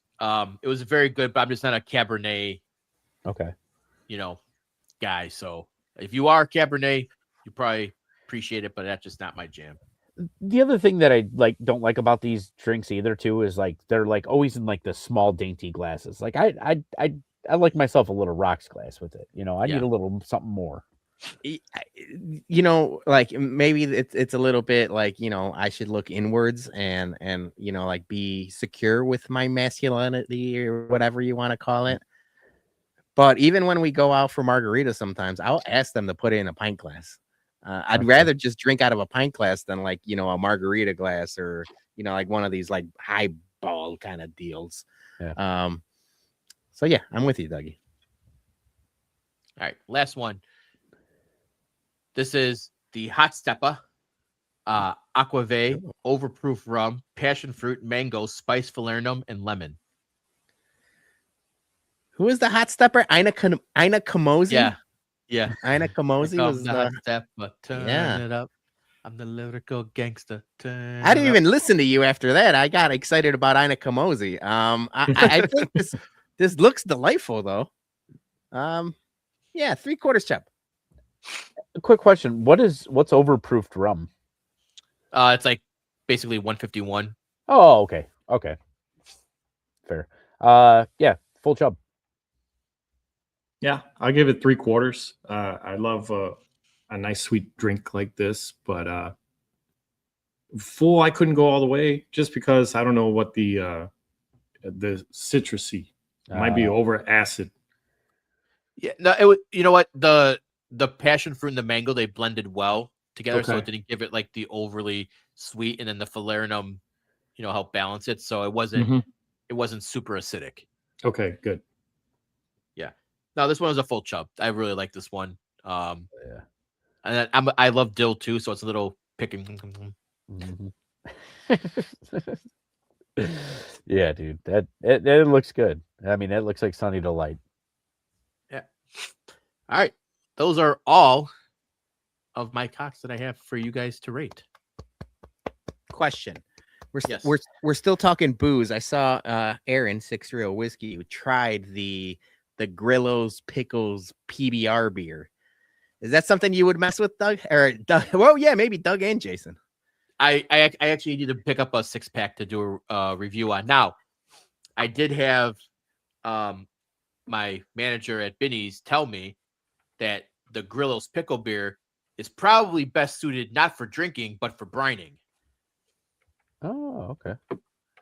What? Maybe Probably, some chicken, something like that. yeah. Like do it when you do a beer brine. So if you got some chicken wings or whatever, use the Grillo's Pickle beer as your beer for the brine. Okay. That makes sense, but you still want to drink some. I'm trying to think of the brand. Me and Mary tried a pickle beer on vacation one time. I think it was called Donna's. Yeah, it sounds right. Donna's pickle beer, and that was phenomenal. We actually brought some home. Yeah, I think Donna's pickle beer. Yep, Yeah. that sounds right. Yeah, that's good stuff. Yeah, it was really good. It's nice and subtle, like it wasn't like over the top. So it would be interested to see what this PBR thing does, man. All right. We're getting close to 11, so I think we should probably time to rate the bum some people, not rate people. I think he's a bum. I think he's an absolute bum. You call me a bum? My man, I take that with pride, with honor, that I'm a bum. I'm the king of the bums, baby. Because you're training like a damn bum, you know that? Bum. A bum. Bum. All right. I don't think we have many listener bums and MVBs this week, so we'll just get right to it. JT MVB, your mom. I mean, I thought that was until I realized Mother's Day was yesterday. So happy Mother's Day to all the moms out there. Yep. You're all MVBs. Bum of the week, the St. Louis Cardinals, for having popular promotions when White Sox play there in September, thus nearly doubling normal ticket prices. Shirt and bobblehead giveaways and Pujols Yade Cardinals Hall of Fame induction. Not only that, but by the time September rolls around, that's going to be a playoff hunt type of game for the White Sox. So, Yeah. Get ready for that. Next up, Jerry O'Sullivan, MVB, Mooney, Colson, and Big Al for making the Sox fun to watch again. It's not only chicks who dig the long ball. I agree. Yeah. I agree. Bum of the week, Cub fans who wear Cubs gear to Sox games when they're not playing the Cubs. Thumbs down. Yeah, we talked about that in the tweet police. Next up, Mike likes autographs. MVB, Sir Anthony Dominguez for hanging out and signing autographs. Yeah, good. That's a nice guy. Bum of the week, the Angels for taking 2 or 3 from the Sox and then shitting the bed against the Guardians tonight. Baseball be like that. You know what stood out about this picture with Mike Schur and Sir Anthony Dominguez? And I don't know, maybe it's the angle, maybe it's like the medium t-shirt. Mike Schur's little jacked. I never really noticed that. I thought you were going to say it's the first time you didn't see his feet in a picture. And that's true too. We haven't talked about his sandals deal. I've never really talked to him about it. We're gonna have to talk about that. King S MVB being in the sun. Yes, that is true. Bubble week sunburn. Well, when you're flaky white, make sure you pack the screen. Dun, dun, dun, dun. Jeff Bartlett, bum the Cubs fans who started a fight in left field bleachers at the Sox game on Friday. No bueno. Get ready for more of those. Yep. And finally, mailman Jack, MVB are surprising White Sox going towards mid-May, and they're in the thick of a division race and wild card contender. They're in the wild card now. And bum of the week, the cities need to charge us, even for a little sightseeing right around the lakefront, because the parking gates and license plate readers are now in place at 10 locations up and down the lakefront. So get ready for tickets and tickets. All right. Let's just start with Dougie. I don't know who's got the what bums. We didn't get a chance to talk much pre-show. So what do you got? Anything, Dougie? Well, I don't have any bums this week. Nobody did me wrong. I talked a little bit, pre-game about some people that were bums or whatever during my night and beer challenge, but I'm not going to give those people the time of day. So, but I will say MVB, I'm sure consensus to everybody, mothers out there, obviously being Mother's Day. But I want to give one special MVB out to Bugman for joining me on the show. He was really cool. One of the cool people to hang out with on the trip, and he joined me tonight, which was kind of difficult for him because he's 2 hours ahead or behind us. So kind of had to hustle home from work, and I appreciate that, and appreciate you guys bearing with me and me getting here last minute. It's been a grind. Yes, it has. All right, Joey, what do you got? I'll start with my bum of the week quickly. Again, TKO, owners of WWE. These jerks this past week, going around asking some of their talent to take a 50% pay cut. Some obviously did, not too many did from what they're saying in the streets.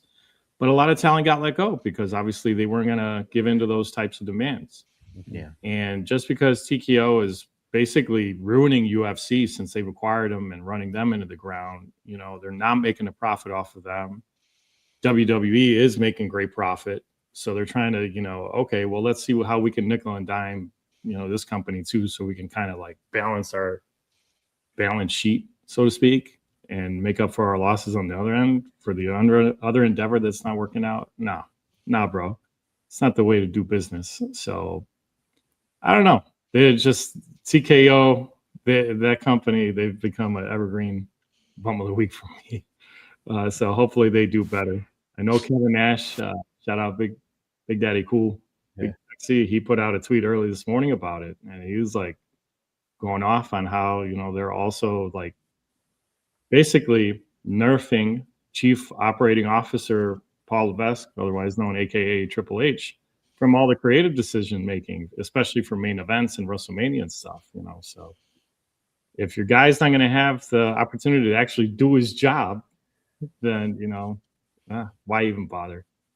So thank God we have AEW and other products, right, to satisfy our wrestling needs. That's my bum of the week. MVBs, we mentioned them at the start of the show. Pyro Lou, Arturo Lamas, our guys over at Manuscrito. The list goes on and on. The Vivanco family for Viva Mexico. Everyone that puts on that awesome annual event in Chicago, Sabor y Cultura.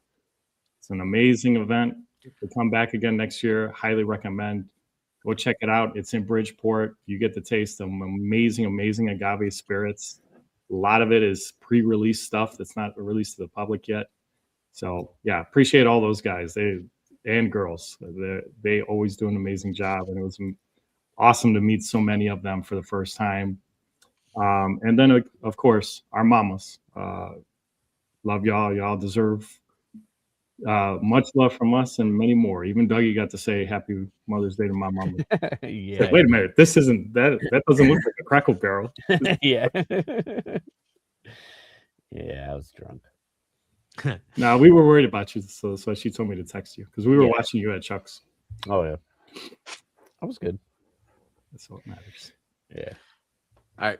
I'm gonna go. I'm gonna just say, MVP to all the mamas. What Joey said. I got 2 bums of the week. First one is that scumbag pitcher Garrett Cole. He purposely, what the fuck is that guy? Beaned our boy Caleb Bonnemer. Garrett Cole on a rehab assignment. Bonnemer took him deep. First at bat. Second at bat got a base hit off him. There wasn't a third at bat because he intentionally plunked him. And that motherfucker is lucky that pitchers don't bat anymore because when he comes back up the bat, if he comes back into town and he was batting, I would have liked one of our boys to give him a fastball right in the back. But fortunately, we can't do that anymore because we have to have a DH and everything, which I don't mind, but still. Garrett Cole, you pussy, bum of the week. Taking it out on a fucking high A kid who took you deep. Yeah. Deep. Better. Yeah. Be a better pitcher then. And then my second bum of the week is the NHL draft lottery, just for screwing our boys from the second pick. You win some, you lose some, but I liked it better when it was in the back room and there was fuckery going around and we could have got potentially the first overall pick. And I like this live bullshit, 15-second ping pong bullshit. Give me the weighted envelopes. Give me the heavy balls. The weirdest looking people too, dude. Yeah. That whole the whole draft lottery show was fucking cringe as fuck too.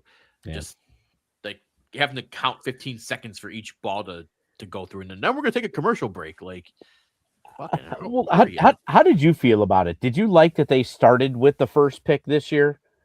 No, I should have went. They should have went last to first. Yeah. Yeah, I like the suspense of it's last. It should be last man standing. Yeah, that's what I liked in the past. Yeah, I didn't like it. No. All right, Peter, take us home. All right, first MVB, and I don't want to give him credit because it is Cubs Sox week, but Perez has been hustling along with the Dram Daddy on Bums in the Bleachers. They're back tomorrow night. The Cubs are unfortunately doing really good, but he was on the au jus with Uncle Beef today, and I gotta respect the hustle because they went tarps off for the boys. I got a picture for you guys to prove it. That's a whole lot of man meat right there on the au jus, and I respect the hustle. Meat. When I saw that, I'm like, hell yeah, guys. So I had to quickly crop this picture and put it up there because MVBs for sure, just for going tarps off on a Monday night. Do you think maybe he has to switch his sponsor from Punkies to Arby's? that would be good. It would be on brand for the guys. So Perez, MVB for sure. Second MVB, we talked a lot about, tasterealchicago.com, and rightfully so. JP Graziano's and everyone over there. It's delicious.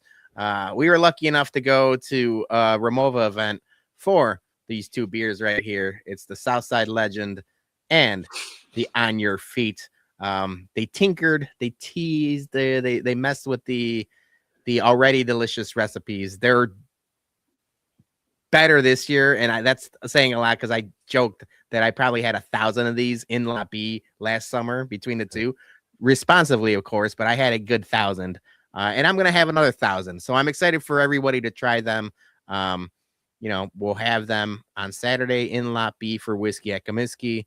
So thank you to Tyler and Emily and everyone at the Ramova. I gotta thank them one more time because we were at Emo Night Orchestra for I teased it as a Mother's Day gift to Julie, but I was a pig in shit. It was the Spill Canvas playing a bunch of different emo songs with a full-blown orchestra. It was a really cool event. And when Tyler found out we were coming, he's like, let me know what you want to do. Like, I'll give you the balcony. You can go backstage, do whatever. I'm like, we'll just sit right in front and we're going to watch them. And that's what we did. So thank you again to Tyler and Emily and everyone at the Ramova. That was an awesome event. And I'll wrap up with my bum of the week, because it is something I've realized a lot going to and from not only the Ramova, but going to and from Johnny's house, going to and from Sox Park, Corks, Lot B, everything else. My bum of the week, and I've got enough times. I'm sure we've all got. It's the speed camera on Ashland and 33rd. That motherfucking camera takes no prisoners. Every time we go down to the park, Julie's like, you better not be speeding. I'm like, I'm going the speed limit. But somehow they always get you. I ended up finding out that this goddamn camera sent out 91,000 tickets in 1 month last year. 91,000 tickets. That accounted for 38% of all the tickets sent from the Chicago Police Department radar cameras. One camera. That fucking camera on 33rd, right by the Marianos. And I've probably got so many times. And you know what? It's stupid to say, like, why don't you just go another way? And I tried to go, 35th to Damon and go that way. It's a force of habit. I've been driving those roads for, 30 years at this point, since I was 16, almost 30 years. I just always drive 35th to Ashland. That's how I get to where I'm going. And I've got so many times. I have to bum of the week this camera. It's going to go high on my bum of the year, end of the year rankings, because I know it's gotten all of us. I'm sure it's gotten Johnny. It's gotten everybody around there. I hate that goddamn camera, and bum of the week. I got once, but I got lucky because they just installed it within 30 days, and I got a warning because it was a brand new camera. I don't even go to take the way to 55 anymore. I just jump on 90. I go across the bridge, jump on 90 when I'm leaving Sox games now. Sometimes I'll go that way, but sometimes I'll take Ashland, and I don't fuck with that just gotta anymore. stop doing it. Not risking that anymore. So I know. Always 90. So, like, if you show up to court and like the camera doesn't show up, do you get off or? I wish it was that case. Yeah, until they have a picture of your face. Yeah, right. All right, Peter, what's on the Baloney Show this week? Before the Baloney Show, we're gonna talk a little bit about the second to last episode, Dougie. Yeah. Yep. Second to last episode, Ballstool Season 2, Episode 3 airs Wednesday night. So watch the Ballstool. It's been fun. The second episode, not just because you were on there, Dougie, but I do think the second episode was much more entertaining, much more hijinks, much more, shenanigans. So I really liked it. So, Episode 3 is Wednesday. Then you're going to be doing your stuff. And then I'll be doing the Baloney Show 9:00 Wednesday night. Although there is I guess Beef said that they're not doing a 108 podcast this week. I might take that Thursday 8 p.m. slot just for 1 week. I'm gonna say it right now. Instead of me having to do the show after Dougie does his show, I might steal the Thursday 8 p.m. slot. Let's see what happens. Okay. They're gonna flex the Baloney Show. Flex. Flex Flexible flex scheduling. So we'll find out. But Dougie, you've been killing it with the after shows. Yep, it was good stuff Thank today. you. Yeah, it's fun. Yeah, I couldn't do without the help. That's true. All right, that's our show. Thanks everyone who liked, who commented, super chat. We appreciate you all. We got, like I said, we got a big week for the Bums. We'll be back Wednesday. We'll be in Lot B on Saturday for Whiskey at Comiskey. And don't forget, keep an eye out for all the details, as I mentioned earlier. If you want to win this lovely Blanton's Gold Bottle, get your orders ready for Taste Real Chicago starting on Friday. Until then, guys, have a great week. Stay safe. Go Sox.